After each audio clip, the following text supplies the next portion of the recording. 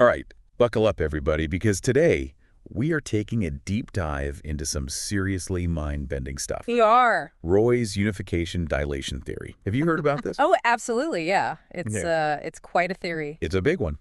It's been making waves in the physics world, even outside the physics world. Right.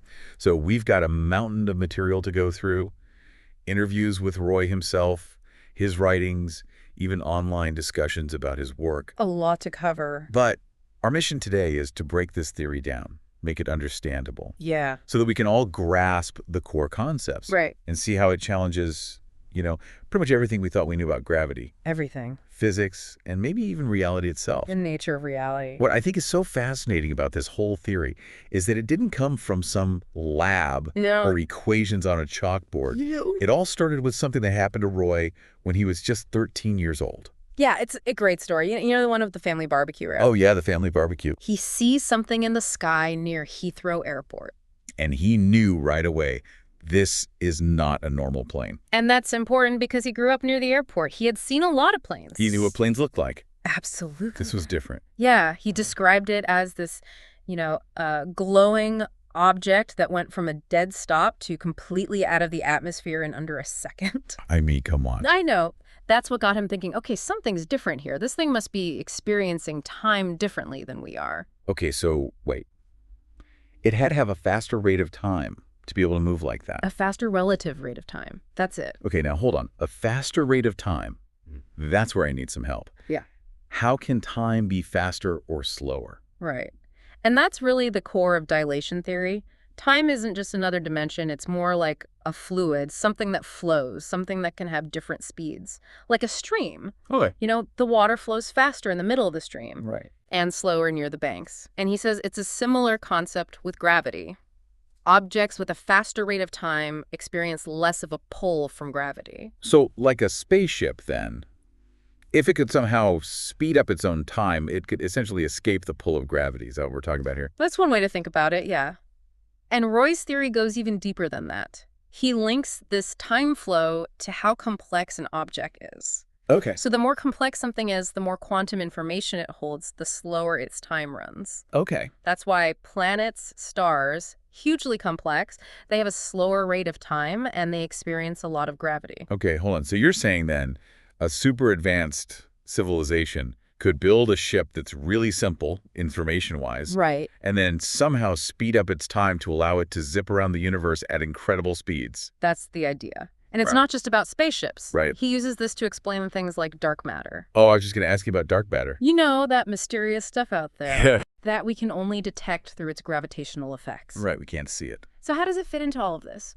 Well, Roy sees dark matter as a kind of unqualified dilation. Okay. Basically, all the matter packed together in galaxies makes them super complex, right? Right. So all the atoms in a galaxy, all the quantum information, imagine, all of that complexity actually slows down time within the galaxy, Okay. creating a very strong gravitational pull.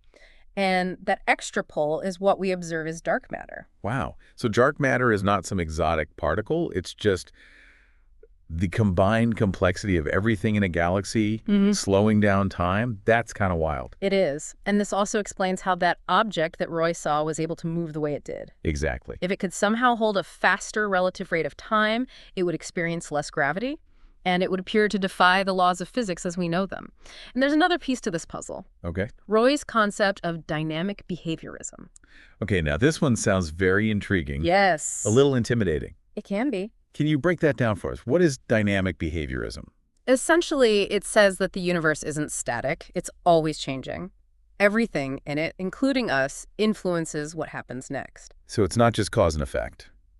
It's more than that. Think of the double slit experiment. Okay, yeah. Where light acts like a wave or a particle. Depending on whether or not it's being observed. Right. So you're saying just by watching, we change how light behaves. How does that even work?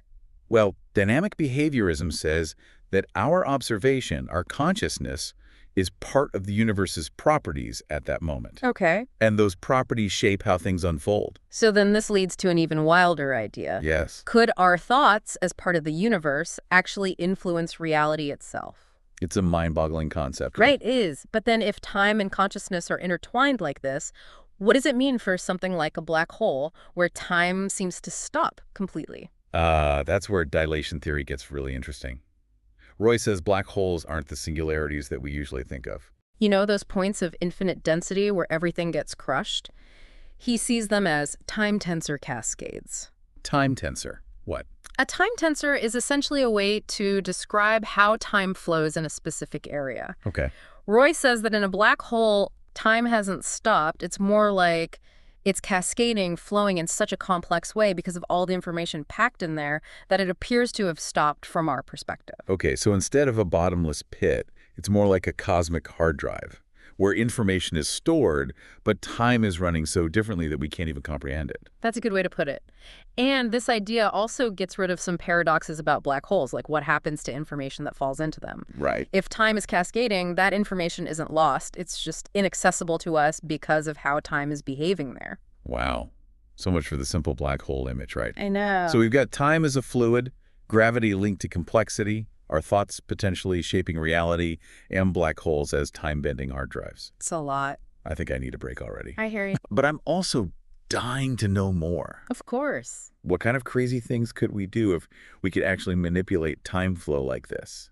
That is the question, isn't it? And that's what we'll dive into next. Hold on tight because the possibilities are incredible and maybe a little terrifying. All right, well, I'm ready for part 2. All right, so we've covered a lot of ground already. We talked about time being more like a river than a clock and how messing with its flow could lead to some pretty wild stuff. But before we go full science fiction here, I want to bring it back to that object that Roy saw when he was 13. How does dilation theory actually explain what he witnessed? Okay, so remember, he described the object going from 0 to, like, warp speed in an instant. Yeah.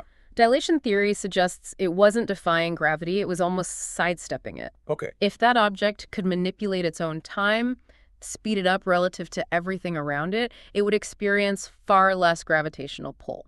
So it's like if you're in a kayak and you're paddling in the middle of a fast current, you're not really going to feel the drag from the slower water near the banks. Yeah. That's a great analogy, exactly. Okay. And Roy even pointed out that the object had this constant orange light that pulsed. Right. Well, if it was shifting between different temporal states, those pulses could be like visual hiccups as it moved through different time flows. Okay, so hold on. You're saying it was basically flickering in and out of our perception of reality because it was operating on a different time scale. It's a wild idea, Yep. but it's one of the most fascinating aspects of dilation theory, that we might only be seeing a fraction of what's actually happening around us because of these temporal differences. Okay, I need a minute to process this. So if we're entertaining the idea that some UAPs are manipulating time like this, where could they even be coming from? Are we talking about aliens from another planet? Time travelers, something even weirder? Well, Roy actually addresses this head on. He says once you understand time dilation, distance becomes almost irrelevant. Okay. Think about it. You could theoretically travel from anywhere in the universe, even from another point in time, if you can control your own temporal flow. So like someone from 1,000,000 light years away could get here practically instantly if their ship's time was running fast enough. Exactly. No more speed of light limitations. Wow. It opens up a whole Pandora's box of possibilities. You know, we might not just be sharing the universe with beings from other planets, but with entities from other dimensions, other timelines, realities we can barely comprehend. My head is spinning a little bit. It's a lot to take in. But this is incredible. So if time isn't this fixed thing, does that mean the universe isn't just this vast expanse of space, but also this like tapestry of different times all woven together? That's what dilation theory suggests. And it radically shifts how we understand our place in the cosmos. But it also raises more questions than it answers. Right. You know, Roy talks about something called the phase of Quanta and how it relates to UAPs. I'm not even sure where to begin with that one. Okay, let's take it one step at a time. What even is the phase of Quanta? I'm picturing like tiny subatomic particles. Are those the quanta? You're on the right track. Yeah. Yeah, it's basically the state of existence at that quantum level. Right. Where things behave very differently than in our everyday world. And Roy's theory suggests that time itself flows much faster in this phase of quanta. So why would time be faster for those tiny particles? I mean, they seem pretty simple compared to, say, a planet, right? That's the fascinating part. He links it to their structure. Yeah. He proposes that objects with extended electron clouds, like neutron stars, actually exhibit properties of quanta because of their unique makeup. Wait, so he's saying neutron stars, those massive super-dense things, act like giant atoms. How is that even possible? It seems counterintuitive, right? It does. But Roy points out a direct correlation between how fast certain atoms spin and the rotational speed of neutron stars. Okay. He argues that the universe, at its most fundamental level, treats objects with certain properties, like extended electron clouds, as quanta, regardless of their size. So a neutron star is basically like one giant, super slow atom. In a way. And this ties back to UAPs, because Roy believes that if a UAP could somehow mimic the properties of quanta, perhaps by manipulating its own structure, it could tap into that faster time flow. So it's like they're temporarily shifting their state of being to operate on this quantum level where time is like a speedway. Exactly. I can see how this theory explains those impossible movements that we hear about. But what if we, humanity, figured out how to do this? What would be the implications? That's where things get really interesting and a little scary. Imagine the possibilities. Faster than light travel, teleportation, manipulating energy on a scale we can barely imagine. But there's a flip side. Yeah. The whole doomsday weapons scenario comes to mind. Right. It does. Messing with time seems inherently risky. Roy acknowledges the dangers. He even talks about how manipulating time for things like faster than light travel would have this strange effect on aging. Oh, right. If time is relative, wouldn't someone traveling at those super speeds age differently than someone standing still? Exactly. If you're inside a ship that's sped up its own time to travel faster than light, you might only experience a few days, while years or even centuries pass back on Earth. Talk about a time travel paradox. So you could come back from your quick trip to a distant star system and find everyone you know is long gone. It's a possibility. This is heavy stuff. Yeah. I'm both amazed and a little terrified by the potential here. And that's just the tip of the iceberg. We haven't even touched on Roy's ideas about the nature of consciousness, what he believes is the ultimate truth about the universe. Buckle up, because it's about to get even deeper. All right, I'm still trying to wrap my head around neutron stars acting like giant atoms. I know, it's a lot. UAPs warping time to zip around the universe. But we have to go deeper, right? We do. Roy's theory isn't just about physics. No. It's about consciousness, the whole point of existence, right? Yeah, that's right. And this is where things get truly mind-bending. Roy doesn't just see consciousness as a byproduct of complex brains. He argues that everything in the universe, even our thoughts and feelings, are properties of the moment, constantly influencing and being influenced by this flow of time we've been talking about. So it's not just that we experience time, but our very thoughts are woven into the fabric of time itself. And that's affecting the universe somehow. That's the idea. And it ties back to dynamic behaviorism. Our thoughts, our actions, they're all part of this universal equation, contributing to how the cosmos unfolds. Okay. If that's true, does that mean we have a responsibility to think a certain way? Like, should we all be meditating on world peace or something to nudge the universe in a more positive direction? You know, Roy doesn't really get into specifics like that, but he does talk about aligning our actions with the principle of conservation. You know, the idea that energy can't be created or destroyed, only transformed. Right, right. He suggests that things like violence, conflict, environmental destruction, they go against this fundamental principle. So if we want to be in harmony with the universe, we need to work with its natural flow toward complexity, connection, all of that. That's one way to interpret it, and it leads to a big question. If the universe is constantly evolving, becoming more complex, creating beings capable of thought and feeling, what's the end goal? What's the point of it all, according to Roy? All right, lay it on me. What is the ultimate truth of the universe according to dilation theory? Well, Roy puts forward a pretty bold idea. He suggests that the universe itself might be a form of consciousness, a self-aware entity, constantly evolving and learning through the experiences of all beings within it. So we're not just living in the universe, we are part of a universal mind. We're like cells in a giant cosmic brain. It's a good analogy. It's a pretty radical departure from the idea of a cold, indifferent universe, isn't it? Yeah, totally. And it makes that Carl Sagan quote, "We're made of star stuff," even more profound. It's like we've come full circle from looking at the stars to realizing we are those stars, in a way. But if this idea is so powerful, why isn't everyone talking about it? Why is Roy's work being ignored or dismissed by mainstream science? He believes it's a mix of things. Fear of the unknown, reluctance to let go of old ways of thinking, maybe even a sense that this kind of knowledge is just too big, too overwhelming. It's like we're peeking behind the curtain of reality, and some people just want to shut their eyes and pretend they didn't see anything. But if dilation theory is right, the implications are huge, right? Oh, absolutely. Think about the possibilities. Clean energy solutions based on manipulating time, advanced technology we can't even imagine yet, a deeper understanding of consciousness and our place in the cosmos.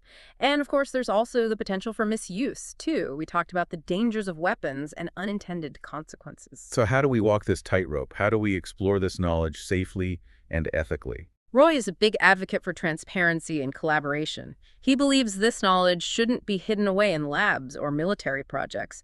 He wants open discussion, ethical guidelines, a global effort to make sure that these discoveries benefit all of humanity, not just a select few.